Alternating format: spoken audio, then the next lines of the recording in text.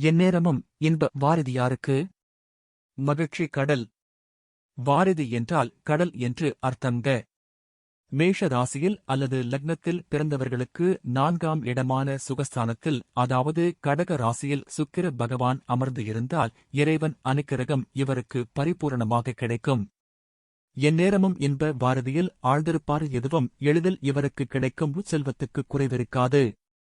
பொருள்களும் தானியங்களும் இவர் இல்லத்தில் நிறைந்திருக்கும்.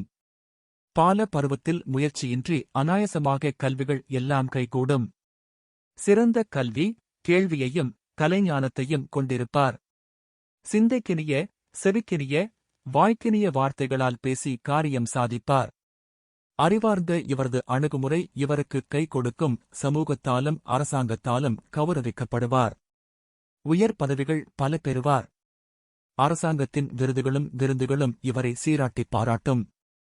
ரூப சௌந்தரியமும் குண சௌந்தரியமும் ஒருங்கே அமையப் பெற்ற மனைவி, கணவன் இவருக்கு வாய்ப்பார். தன் தாயின் அன்பு இவரை பேரானந்தத்தில் ஆழ்த்தும்.